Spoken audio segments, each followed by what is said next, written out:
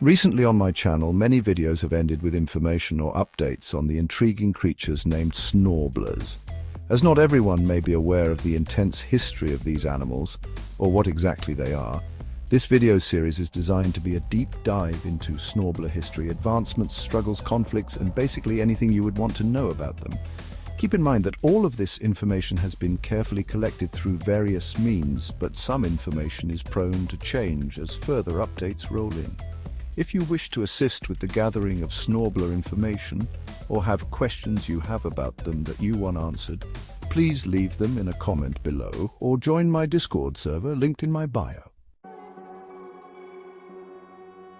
First of all, let's clear up the species differentiation and who they are. Snorblers and Snorblers, who are collectively described as Snorblers for ease, are both modern adaptations of dugongs and sea cows, which both currently exist today. These four species can be told apart with some key physical traits though, such as Snorblers often being the most attractive and fat ones, and Snorblers being the shrimper, stronger but usually uglier ones, according to fish females. Dugongs are very formal and always dress with suits and ties and do not engage in humorous conversations. Sea cows are more of an average, laid-back and decent-looking breed, with most of them being incredibly funny and happy, although not possessing the highest intellect compared to the other species. Now that you know the base information, let's dive into the history of Snorblers. With our current knowledge of the history of the Snorbler, their intriguing history begins in circa 7000 BC, where the first Snorblers originated off the coast of South China and India, where the dugongs and sea cows mixing of these species gave rise to the Snorblers. This new species was more intelligent than their ancestors, setting them up for greatness. Their mix of traits from the sea cow and dugong allowed them to dominate the ocean. These new fascinating creatures used their superior intellect to begin farming. And according to the fossil record, the Snorblers' first farming settlements emerged in circa 4000 BC. These early farms were very primitive, but were still able to support the massive population of Snorblers, and the Snorbler Golden Age began.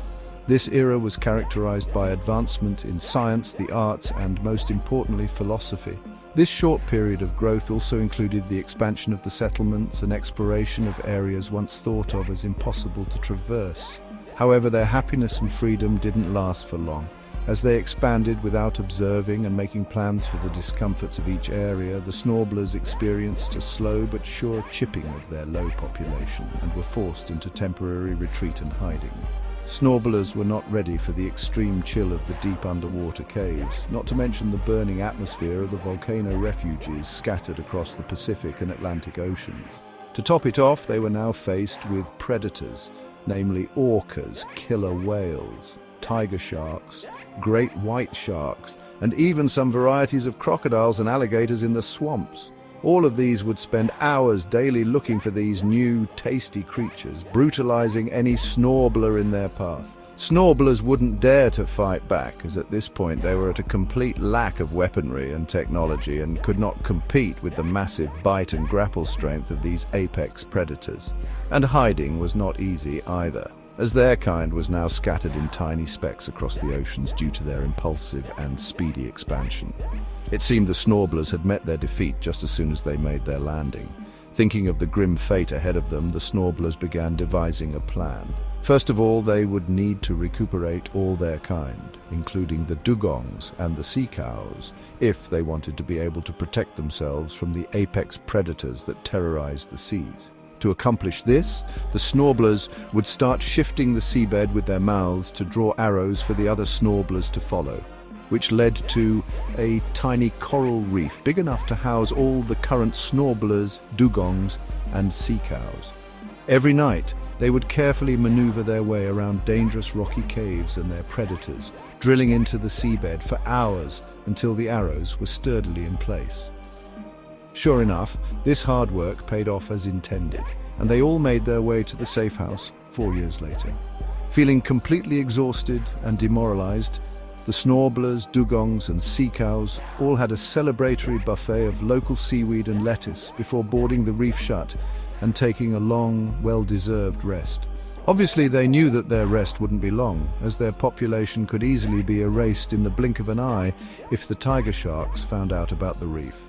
And this was sure to happen sometime, given the tiger shark's extraordinarily advanced scent sensations. The Snorblers had to devise a plan to get out of this reef, but what would they eat? Where would they go? And more importantly, which ones would have to explore first? As the Snorblers' farms were slowly getting swept away by the waters and their food supply became unreliable, their time to send an exploration group slowly ticked away. They needed to scour the waters fast, but it seemed as though no one was willing to endure the unknown dangers of the sea, even for their whole kind.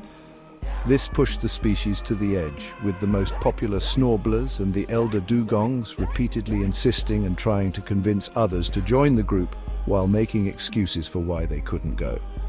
Eventually, against the majority vote, the dugong elders made a brash decision. The group was being forced, no matter if anyone volunteered or not, and would be composed by multiple randomized name drawings. The Snorblers were horrified. They panicked and begged, hoping for their names to not get drawn.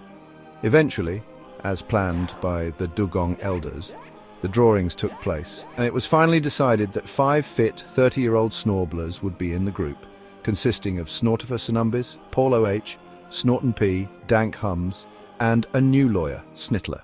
Out of this bunch, it only seemed like Snortifer was truly passionate about this job, with the rest all being terrified of what could happen to them in the vast seas. Snittler quickly tried giving a public speech to the group on how they should just quit and fight the sharks out to the death. But this had near no traction, as they were quickly booted out of the reef. Under the new leadership of Snortifer, the Snorblers were able to glide near the seabed and avoid the sharks and orcas that tried to sniff them out and kill them. This was not a comfortable journey, but they pushed through, knowing that they would not be able to return unless they found the safe haven they were sent out for. Snittler also orchestrated regular thefts from the beavers' food stashes to survive, claiming that the beavers were just an inferior race that is worthy of being sacrificed for use superiors. Dank felt that this was morally wrong, knowing that many of the beavers were going to die due to Snittler's actions, but he also knew it was the only way for the group to survive, so he played along.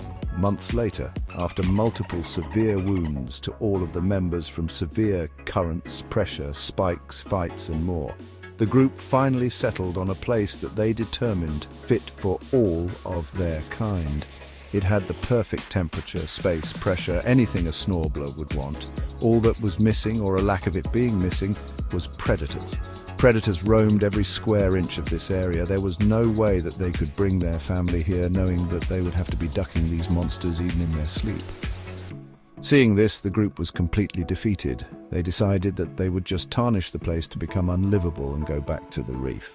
They decided it would be better to lie to their family that there was no good area for them than to single-handedly take down every one of these apex predators until their flippers got sore.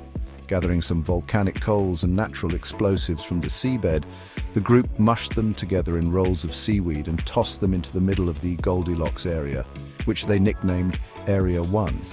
To the shock of the group members, instead of the bomb simply dirtying the waters and altering the pH levels, the bomb fuzzed out and only let out a loud bang. This sudden bang sent the predators into a flurry, clearing them out of Area 1 in a split second. The 5 Snorblers were dumbfounded with joy. Not knowing how to react, they all swam into the area and began sealing up the walls with a thin obsidian lining they found buried in the sand to stop the predators from breaking in again, before speedily swimming back to the reef. Snortifer and Snittler, who usually never stopped talking, didn't say a word on the way back and instead radiantly wore their smiles just like the other group members. Their mission was a success. The group, upon arriving at the reef, quickly alerted all the Snorblers, dugongs and sea cows with the good news. Everyone was overjoyed, and hugs and kisses were distributed to all the group members, while the sounds of bags being packed crowded everyone's ears. Finally, after 500 years, in 4500 BCE, the Snorblers officially had their first safe haven. And with that, part 1 of this series comes to an end. I hope this was an informational video for you and improved your understanding of the Snorbler origins. Obviously, there are tons of other details which must be addressed, so new parts will be released on my channel in the upcoming days. As mentioned above, if you have any questions or wish to help gather new Snorbler information, you are welcome to join my Discord, which is linked in my channel descriptions. Thank you for your time. Sincerely, Lumbago.